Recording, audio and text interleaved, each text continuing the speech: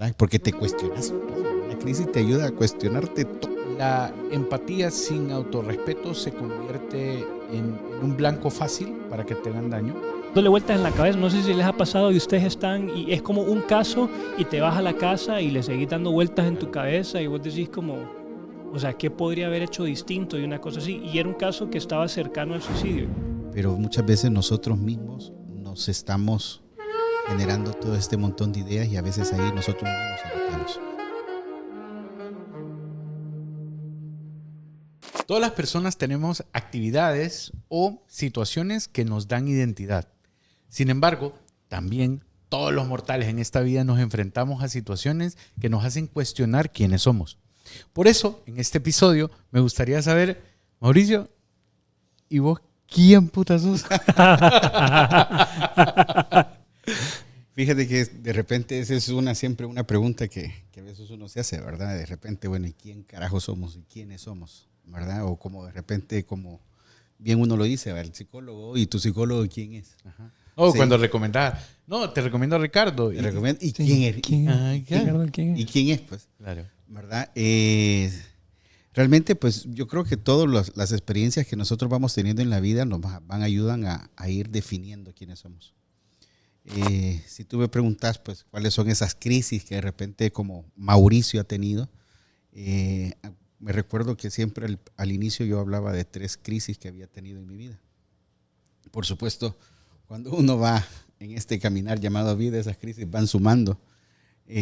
Porque en algún momento cuando las primeras 3 crisis que yo siempre en algún momento compartía, siempre decía, era cuando tomé la decisión de estudiar psicología.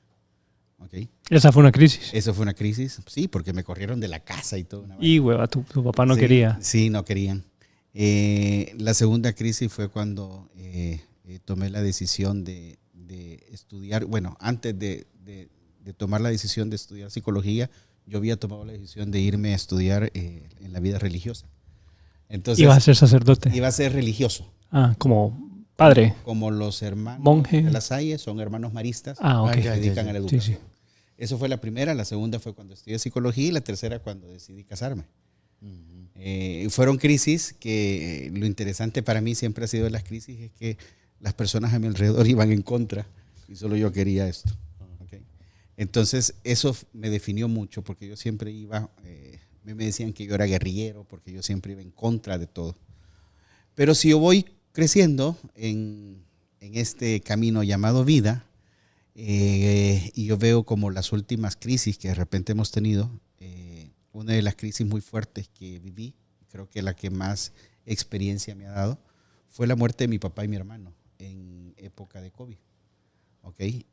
El cual pues mi papá falleció el 6 de septiembre del 2021 y mi hermano murió el 6 de octubre del 2021. ¿Okay? Y eso fue bastante fuerte. Duro. Pero de igual manera aprendí mucho. ¿Okay? Y la forma como la vivía en ese momento, a veces de repente alguien me llamaba, ¿cómo estás? En ese momento yo siempre decía, pues aquí disfrutando. Y me decían, ¿cómo que disfrutando? Pues sí, disfrutando el momento, viviendo el momento, ¿verdad?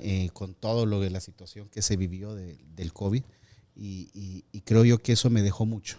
Y algo que vi en mí es el hecho de que en esos momentos de crisis, el saber tratar de manejar los momentos con calma.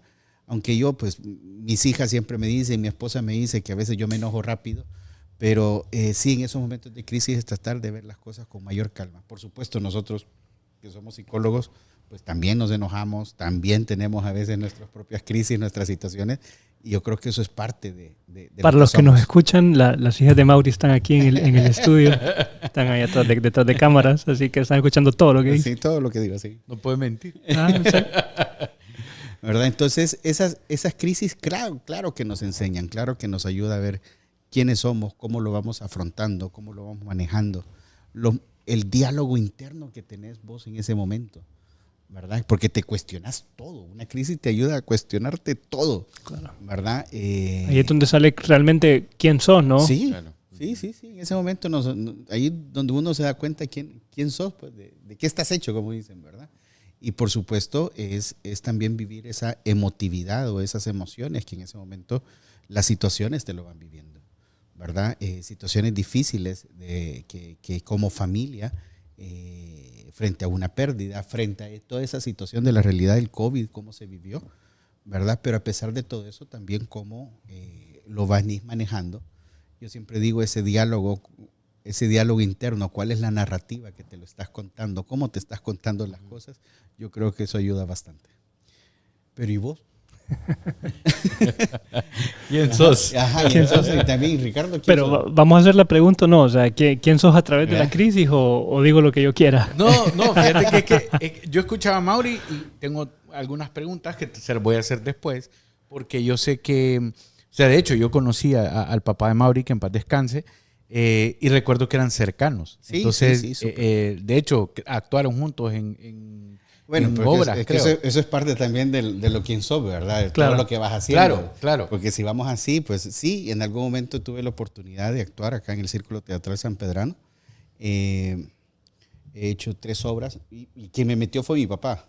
Y a quien metió a mi papá fui yo, porque de repente él tenía algunos amigos y él quería meterse, él siempre su sueño era ser actor. Entonces yo lo fui metiendo y ahí fue, él comenzó a actuar. En la primera obra que hizo se llamaba La Mala Semilla. Después hizo otra que se llamaba La Tía de Carlos y después salió La Tía May. En La Tía May nos jala a la familia. Sí. Ahí donde de repente actuó mi mamá, actué yo, actuó mi esposa, actuó mi hija. Nos jala a la familia a actuar en esa obra. Y ya después pues vino el COVID, se cierra un poco el teatro.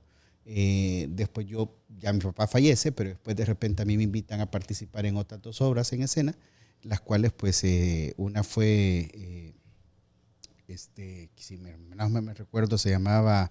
Hay una que era el doctor Fauda. El doctor Fauda, sí, que eran, huevos. que ese es el que no me acuerdo del nombre. Okay. Y el otro pues también es, se llamaba Un Encuentro Descabellado, la última. Okay, que fui de repente un militar y fue una obra increíble. Entonces, todas esas cosas son cosas que uno va haciendo, claro, ¿verdad? Sí. Que uno se permite hacer algo completamente diferente, ¿verdad? Porque no solamente es estar detrás de un escritorio, no solamente es estar...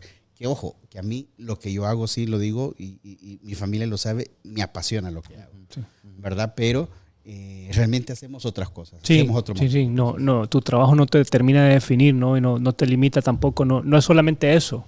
Claro, que de hecho, esa es la idea de estar acá y este primer episodio, porque nuestros pacientes conocen algunas partes de nosotros. Claro. Sin embargo, en este proceso, Ricardo, cuando estábamos platicando de hacer el podcast, yo me acuerdo que yo les dije, bueno, Mauri, vos sos bien aterrizado y Ricardo, yo te veo como un académico. De hecho, siempre pensabas que sos mega nerdo. Ahora, a través de las crisis, o sea... Bueno, ¿qué cosas te construyen? Pues, o sea, ¿quién sos fuera del consultorio? Pues? Bueno, esto es algo que normalmente no se lo digo a la gente en público, mucho menos a través de un podcast, pero en realidad yo fui un pésimo estudiante en la escuela. Yo creo que vos me decías eso, vos me decías como que, viejo, no creo que vos puedas haber sido un mal estudiante en la escuela. Pero sí, no, en realidad me movía mucho, era súper inquieto, que las cosas académicas no me llamaban la atención en aquel momento. Ciencia sí me llamaba la atención, pero todo lo demás me valía madre. Y era terrible porque las maestras literalmente me detestaban, viejo. Hay algunos nombres que podría nombrar. ¿Te expulsaron de algún...? Sí, y en realidad esa es una de las crisis que yo iba a decir. Creo que una de las crisis que yo tuve fue bien temprana, fue una temprana edad, me expulsaron. Técnicamente no me expulsaron, no digan que me expulsaron. Técnicamente no me expulsaron, eso fue la cosa, pero sí me sacaron a mitad de año de la escuela por estar teniendo problemas de conducta y académicamente pues no rendía lo que se suponía que tenía que rendir en aquel entonces. Séptimo, fue en séptimo grado. Sí. Y yo creo que ese momento me terminó de definir en realidad. Yo ahora estoy fuertemente agradecido que eso haya pasado en mi vida porque me cambió, me transformó profundamente porque fue un golpe muy fuerte para mí. Todos los siguientes 2 años era un cadáver andante yo por ahí. O sea, yo estaba decepcionado absolutamente. Sentía que era un fracasado, tonto, que no valía para nada.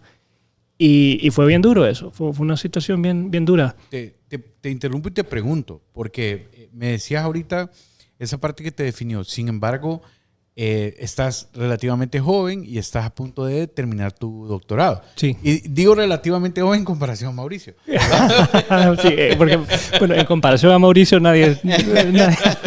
Escucha, mano, tanto así. No, pero o sea, estás a punto de terminar tu doctorado, has profundizado mucho en los estudios de autismo. Sí. Es decir, la academia, los estudios hoy como adulto, es algo que te define. ¿Cómo rompiste ese estereotipo? Porque, esa etiqueta. Sí, porque, o sea, vos te acordás de tus compañeros de, claro, no, hombre, aquel no estudiaba, no, hombre, aquel hacía relajo. ¿Cómo viviste esa etapa de renunciar a la persona que eras o, de hecho, de encontrar a la persona quien eras? Una vez que encontré la ciencia, en realidad lo que pasó conmigo fue eso. Una vez que encontré lo que entendía que quería hacer el resto de mi vida, de ahí en adelante fue sencillo. Me empecé a meter en los libros y encontré una respuesta en los libros que tal vez no había encontrado en otras áreas, y desde ese momento en adelante fue sencillo, man. O sea, estudiar, sentarme, hacer los proyectos, rendir exámenes, etcétera. Siempre te voy a decir que una de las cosas que me frustraba era como que habían cosas que a mí me daban un examen, ¿no? Y luego me confundía de repente en la intención de la pregunta o ponía una respuesta. Yo sabía cuál era la respuesta y si vos me la preguntás yo te la podría decir, y en el examen la contestaba mal, viejo. ¿Cuánta gente no se siente identificado con eso, man? ¿Tenés idea cuánto pasa eso? Y la frustración que te produce decir, esto podría haberlo sido mejor, podría haber sido un estudiante de 90 o lo que vos querrás, a ese nivel no, pero súper frustrante, viejo. ¿Eso tiene que ver con que te dediques a la parte de la neuropsicología infantil? Sí. Definitivamente. ¿Cómo decir que no? Es el típico, y no quería ir ahí, ¿va? Pero ya Donald lo sacó. Médico, cúrate a ti mismo, ¿ah? No. Lo que pasa es que yo creo que todos tenemos algo que nos tiene acá, pues. Todo lo que las experiencias que hemos tenido en la vida nos va definiendo y es lo que nos va de repente encauzando, ¿no? Encauzando. Claro. Sí. Lo que pasa es que, bueno, ustedes son padres, yo todavía no, pero yo creo que esta parte de nuestra identidad y las crisis llegan a chocar cuando tenemos espejos. O sea, cuando tenemos que lidiar con nuestra realidad frente a otras personas.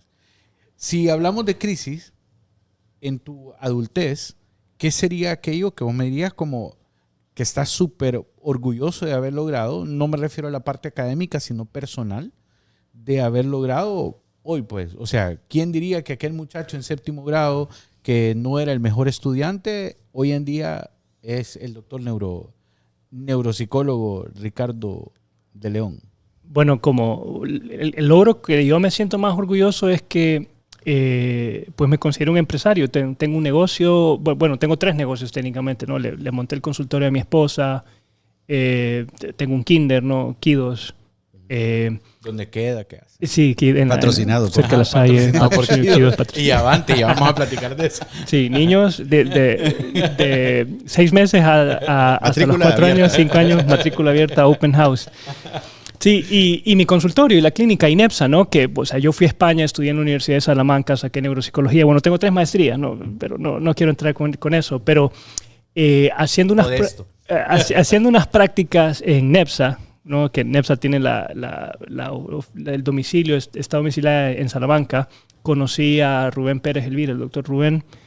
Él es el fundador de NEPSA y congeniamos muy bien, hicimos toda la cosa y él me dijo así como que, oíme, ¿no te gustaría llevarte esto a tu país? Y yo le dije, sí, o sea, de una, ni siquiera lo pensé.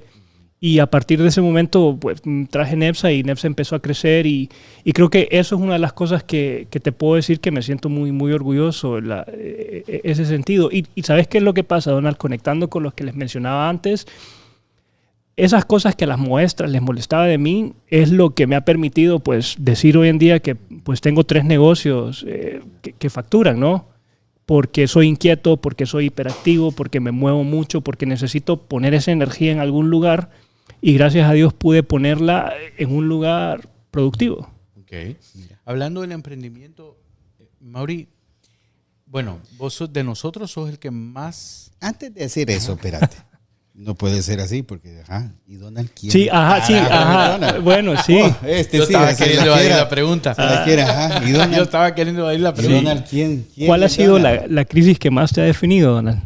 No, yo creo que la que más me ha definido la pasé recientemente. Tuve una situación que me llevó a una crisis de identidad, porque creo que yo de repente era hiperempático y yo creo que la empatía sin autorrespeto se convierte en un blanco fácil para que te hagan daño. Y creo que estuve demasiado expuesto en esas situaciones y me llevó a replantearme en realidad a quién quiero en mi vida, qué es lo que quiero hacer con mi vida. Definitivamente tengo que darle muchísimos créditos a mi esposa porque sí es alguien que me ha ayudado a verme más allá de lo que yo de repente podía ver, de lo que había en mí. La parte del uso de redes sociales. Yo empecé yo no diría que soy un creador de contenido. Yo creo que... Pero sos buenísimo. Bueno. De los tres, aquí el que más tiene la experiencia Es él, no. Bueno, Y todo el equipo y el montaje. Es más, estamos aquí por Donald. Si no fuera por Donald, esto no hubiera pasado. sí. Vean, yo empecé a escribir en redes sociales desde hace 20 años, desde los High Five. Y de repente yo agarré como una especie de servicio a la comunidad, publicar cosas que podían ser de interés para las personas, que podían ayudarle en su diario vivir y ver que no funciona así. O sea, no importa qué tan bueno vos seas con los demás, la gente fácilmente puede intentar hacerte daño.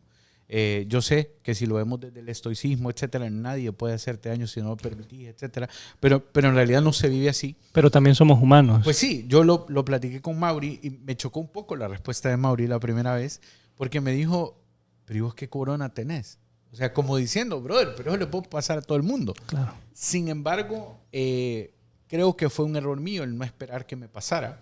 Entonces me tocó construir ya en mi adultez, casi cuarentón, una reconstrucción de mi identidad y fijarme como, brother, ¿a dónde estás poniendo tus energías, verdad? O sea, ¿quién te estás convirtiendo para vos y para los demás? Entonces creo que eso me llevó a replantearme. De hecho, el hecho de que estemos acá es porque también uno necesita permitirse aprender de personas que son mejores que uno. Yo creo que Mauri es extremadamente aterrizado en la parte técnica, vos sos mucho de la parte académica. Cuando empezamos a platicar de el podcast... ¿Y vos? Pues, bueno, a eso voy. Cuando empezamos a platicar de el podcast, Mauri decía, fuck, ya me imagino las preguntas de en el podcast, etc. Porque me voy mucho a lo profundo, a lo socioemocional. Y también es importante comprender que la razón no está lejos de la emoción y que de repente es importante dominar o sanear el tipo de pensamientos que vamos teniendo. Claro que yo siempre voy a insistir mucho porque tal vez, como bien dice, cada uno de nosotros tiene nuestras líneas de trabajo, nuestras líneas de abordaje y la narrativa que siempre nos decimos. Claro. Cómo los nos cuentos que las te cosas. cuentas. Y muchas veces, frente a eso, y eso es lo que muchas veces yo, en mi práctica profesional, ¿verdad? Todo el mundo aquí habla, de repente ustedes están hablando de sus edades y todo, yo no lo quiero decir, ¿verdad? Pero sí, sacamos, y a veces cuando miro hacia atrás, ¿ok? De las cosas que hemos venido haciendo, me asusto a ver. Sí, porque Avante lleva, ¿cuánto tiene Avante el recorrido? 24. Mauricio tiene aproximadamente, vamos a cumplir 26 años trabajando con... en el área, ¿okay? Sí. A nivel de la parte clínica. Claro. Avante nace en el 2008. ¿Okay? O sea que estamos hablando que lleva aproximadamente, va a cumplir 18 años. 18 años, sí. 18 años en el área trabajando. Sí. Ya, es muchísimo tiempo. Es bastante. Sí. Claro. Sí. Muchas veces me dicen que es esa parte de que te enorgullece, ¿verdad? Para mí, algo muy importante, lo primero que me enorgullece es mi familia. ¿Okay? Porque de una u otra manera es el entorno. Sí, tiene que decirlo, tiene que decirlo. Sí, claro. No, después me dan... Mami, mi papi te mencionó. Si no, después me dan... ¿no? El logro más importante, casarme fuera con mi esposa. No, a nivel del matrimonio sí soy casado. Estamos llevando ya 22 años, vamos a cumplir, ¿verdad? Que también eso es un montón. Sí, claro. Sí. Ya cuando miras eso, ¿sí? ¿Ustedes cuándo ya? No, hombre. yo tengo 4 años. Espérate que yo me pongo a ver a mis papás y yo digo así como, pucha, 56 años, tío, ¿cómo se aguanta? Falta mucho. Y una pregunta con eso, porque mencionaste esa parte del matrimonio, pero antes de eso hablabas de Avante. Igual Ricardo mencionaba acerca de sus negocios. Todo aquel que es emprendedor tiene que enfrentarse al miedo de que nosotros no hay un 13avo, no hay un 14avo, o sea... Sí hay, porque lo tenemos que pagar. Claro, pero lo tenemos que pagar, pues, y lo tenés que hacer para vos mismo. Claro. Me refiero a... No es igual, pues, que ser el colaborador de una empresa. Me gustaría saber cuál ha sido como la experiencia más difícil que te has enfrentado, ya sea como de miedo, crisis económica, y pues de igual manera vos que no venís iniciando, pero no llevamos tanto tiempo como Mauro. Para mí una de las crisis que yo tuve era, mi hija estaba pequeñita. ¿Okay? No sé si ustedes recuerdan más o menos en el 2000, ¿qué? Era 2005. Hubo una epidemia de rotavirus. Sí. Mi hija estaba pequeñita, o sea, tenía 1 año. ¿Okay? Yo ya había comenzado con la clínica, incluso estaba en otro local. Estaba recién como dando el salto Sí, yo abrí mi propio consultorio en el 2004. Ajá. Interesante. O sea, tenías 1 año pues de haberlo empezado. Y es interesante porque mi papá no quería que fuera psicólogo y papá fue el que me ayudó a poner el primer consultorio. Entonces en el 2005, que estábamos ahí, yo estaba luchando, iba, como dicen, rascando y todo. Incluso ese consultorio lo cerré en diciembre del 2005 porque ya no pude. Entonces en esa época había logrado tener buena plata, que incluso yo fui contento a comprar la caja de Pampers, pucha, para mi hija, la caja de Pampers, aquí traigo, tal caja de Pampers. Y mi hija se enferma de rotavirus. Híjole. Con 1 añito. En 1 añito. Esa caja de Pampers le duró 4 días. Dios. Porque ella venía así y ya sabía que cambiar Pampers. Y para los que no son papás no entienden que la moneda de cambio de los recién casados son los pañales, ¿verdad? Sí, entonces incluso yo me llegué a sentir un momento súper agobiado, ¿verdad? Sí. Y con mi esposa yo le decía, no sé, yo no puedo, ¿verdad? Y siempre me salían oportunidades de meterme en el área industrial. Incluso me acuerdo un amigo me dijo, mira, fíjate que hay una oportunidad en el área industrial, métete. Y yo... Sí, pero es que no quiero, no me gusta. Sí. Creo en mi proyecto. Es la vocación de servicio, creo ¿no? en esto. Creo en lo que hago. Y me acuerdo las palabras de mi esposa, que es una de las cosas que siempre las tengo presente, decía, ok, tranquilo, Dios aprieta pero no ahorca, ¿verdad? Y dale, ¿verdad? Qué importante. Y dale, ¿verdad? Entonces, y bueno, pues y ahí comenzó, se va creciendo. Y ahora que miro hacia atrás, de repente la clínica ha crecido. Y hay una socia presente, habemos de repente 7 psicólogos, hay una presencia en El Salvador también como Avante, la manera como ha venido creciendo, entonces realmente eso uno dice... Sí, y es impresionante. ¡Wow! Y uno dice, ¿de dónde, verdad? Sí, no, y todos los corazones que he tocado, de todo el trabajo y el recorrido de ese proceso, yo creo que es algo digno de admirar, ¿no? De hecho, ahorita que vos mencionabas eso, los corazones que tocamos, yo siempre he pensado que nosotros somos lo que eventualmente terminamos dejando en el corazón de los demás también. ¿Hay algún caso, Ricardo, dentro de tu experiencia profesional que me dijeras, hijo, este caso me cuestionó porque no pude manejarlo bien? O sea, obviamente no podemos dar especificaciones, pero ¿qué parte tuya como profesional se vio cuestionada teniendo estudios, viniendo del extranjero? ¿Qué te llevó a cuestionar de vos? Mira, fíjate que quiero contestar esa pregunta empezando con una cuestión que es que yo siempre me sentí bien cómodo siempre me sentí bien cómodo con la ausencia de necesidad de mostrarle a las personas lo que sé o lo que valgo o lo que puedo hacer. Yo empecé, no sé si relativamente joven, pero... En pocas palabras, te valía madre tú. No digo que me valía madre, no es eso lo que estoy diciendo, no cambies mi No, me refiero que el típico caso que llega la señora, ¿verdad? Que de repente tiene alguna posición económica o lo que vos querrás decir, ¿no? Y dice, oye, este cipote, ¿qué me va a decir de la vida? Correcto. ¿No? De la vida. Yo siempre me sentí muy cómodo con esa situación. Yo hacía mi trabajo y con el tiempo siento que las personas miraban, bueno, este man tiene idea de lo que está hablando, y después así me ganaba el respeto de la gente, es lo que quisiera decir. Pero sí hubo un caso, Donald, que fue terrible, man. O sea, no voy a entrar a especificaciones pero definitivamente me llevó a un punto de decir, bueno, no, en realidad hay dos. Hay uno que recuerdo por lo menos una vez al mes, y eso sí lo voy a decir. que me molesté y le levanté la voz a un paciente, ¿verdad? Y estoy profundamente arrepentido de haberlo hecho. Nunca más me ha vuelto a pasar porque creo que aprendí la lección de hacer eso. Pero perdí la calma, pues. Y esa fue una vez me pasó, eso fue. Y el otro fue un paciente que era un caso demasiado complejo, demasiado complicado, y llegó un punto en donde lo tuve que remitir y eso me dejó, o sea, dándole vueltas en la cabeza. No sé si les ha pasado y ustedes están, y es como un caso y te vas a la casa y le seguís dando vueltas en tu cabeza y vos decís como, o sea, ¿qué podría haber hecho distinto? Y una cosa así. Y era un caso que estaba cercano al suicidio. Yo normalmente no trabajo muy de cerca el tema del suicidio, pero a veces tengo pacientes que estoy trabajando otras situaciones pues que tienen ideación suicida. Y ese fue un caso que estaba relacionado con eso. Eventualmente lo terminé remitiendo y me quedé buscando durante meses, o sea, qué pude haber hecho distinto o qué pudo haber cambiado. Mira, sí, yo yo me recuerdo, yo tuve la oportunidad, yo hice todo al revés, ¿ok? Incluso mi familia le hizo al revés todo, ¿ok? ¿Por qué? Porque yo tuve, cuando estaba en la universidad, salió la oportunidad donde un médico psiquiatra andaba buscando psicólogos y tuve la oportunidad. Entonces, yo siempre digo, él fue mi mentor, porque él me dijo, mira, vení, yo te voy a enseñar terapia y comenzamos a ir trabajando en eso. Y una de las experiencias era siempre que me decía, mira, quiero que recordes algo. Número uno, vos no sos el salvador del mundo.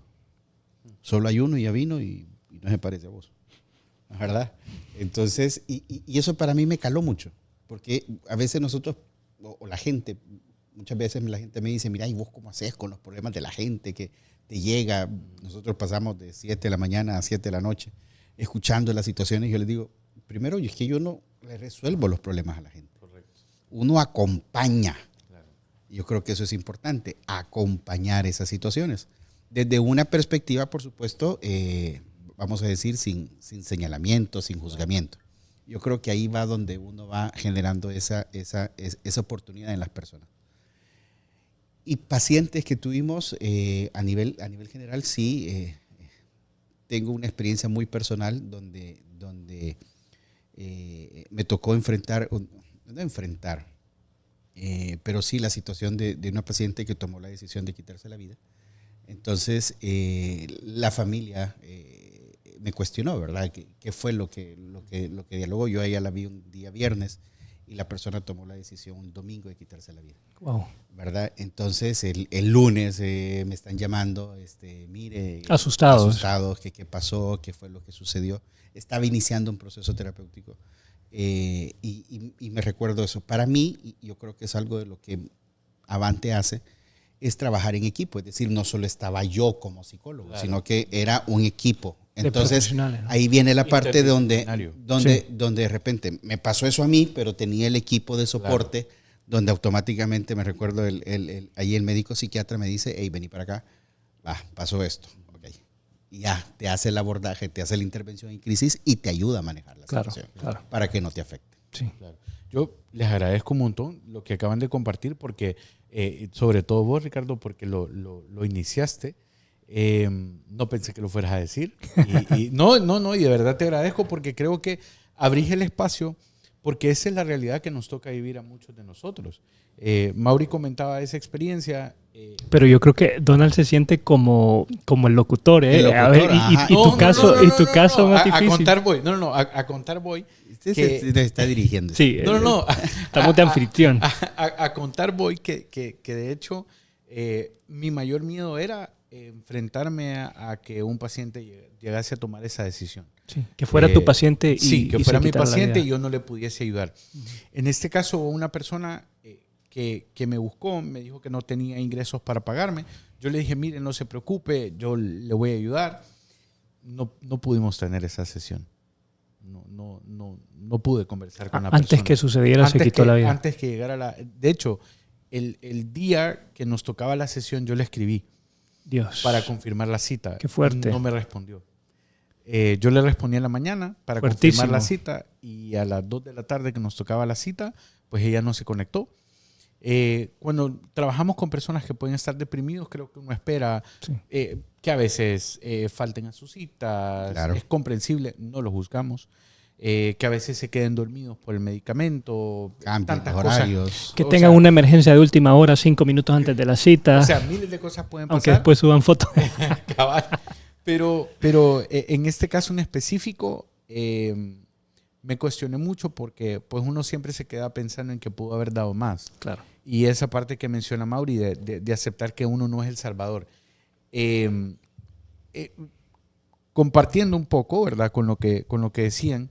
Fíjate, Ricardo, que en mi experiencia yo pienso que yo fui y he sido un muy mal empleado y un muy buen emprendedor.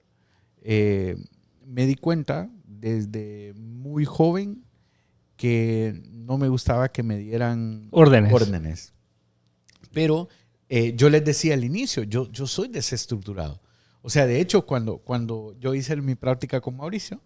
Imagínate, bueno, más tiempo. No. Me están Pero echando mira, más tiempo. No. Mira, yo tengo todavía en mi correo una regañada de Mauricio. Regañar, no regaña. No, Híjole, viejo, ¿cómo tratas a los practicantes? Sí, hombre, ya nadie va a querer venir a hacer su práctica acá. No. ¿Y esto era para sacar publicidad? No, me lo merecía.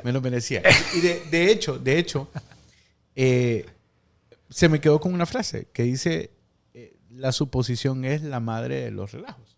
¿Verdad? No decía eso, los relajos no decía. La madre de los cagadales. Sí, aquí estamos sin filtro, aparentemente. Sí.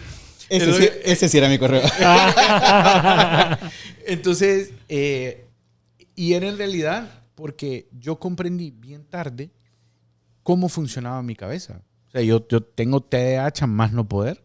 Creo que vos has compartido con vos también. Sí. Tenemos un video. Yo no sé qué tendrá Mauri, pero yo soy Me consciente. disocio de vez en cuando. Narcolepsia. Pero yo soy consciente de que tengo TDAH ahora. Trato de apuntar, trato de llevar agenda, pero esto es después de un trabajo consciente. Sí. Cuando estás en el colegio... Pero sobra decir que sos más organizado que los tres juntos. Hijo, no. Porque de los tres, hasta el momento, el que más organizado creo que podemos aceptar que es Donald, ¿no? Hoy viene tarde. Pero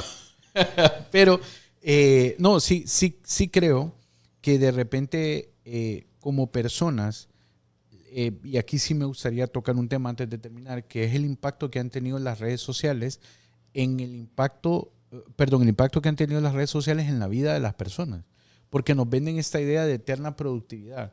Y en mi caso, para mí es no tener pacientes en agenda o tener tiempo de descanso, que es necesario. Mauri muchas veces a lo largo de la vida me ha dicho, Donald, mira, tenés que hacer otras cosas más que trabajar. En algún momento, antes de que mi esposa llegara, yo recuerdo que lo platicaba con mi guía espiritual y me decía, Donald, es que vos ya estás casado, pero ya estás casado con tus negocios, con tus pacientes, o sea, vos no haces otra cosa más que trabajar. Y de repente te das cuenta cuando ese estilo de vida no te permite ni siquiera llegar a desarrollar vida personal. Ricardo me decía una vez, mira, brother, yo para que trabaje después de cierta hora tiene que ser una emergencia porque este es mi tiempo de mi familia y mi esposa. Y de igual manera vos has tenido estos espacios de esparcimiento. Entonces creo que uno como psicólogo, que eso es lo que la gente no ve, primero es que sí nos importa la vida de nuestros pacientes. O sea, no es que nos cargamos con... O sea, sería mentira si nosotros decimos, no duermo. Sí, puede haber alguna ocasión que hayan pacientes que nos preocupen. Sí, puede alguna vez que estemos te llevas esa situación. Hipervigilantes, correcto. Sí. Sin embargo, también, creo que es saber desconectar. Correcto. Saber deslindarse de la parte del trabajo. Que es usar herramientas, usar estrategias, ¿verdad? Que te ayudan a ti a autorregularte. Y mantener un equilibrio. Mantener un equilibrio. Sí. Me recuerdo de repente alguien me decía, es que a veces es importante que también nosotros nos pongamos la gabacha con nosotros mismos. Claro. ¿Verdad? Porque si no, ¿de qué sirve? ¿Verdad? Te le estás diciendo a tus pacientes ciertas cosas y vos no lo haces. Sí. Y bueno, tenés pacientes que llegan 30 minutos tarde y se enojan cuando vos les decís como no, tengo otro compromiso, no tengo esto. Y es como que, pero nadie piensa en el terapeuta, ¿me entendés?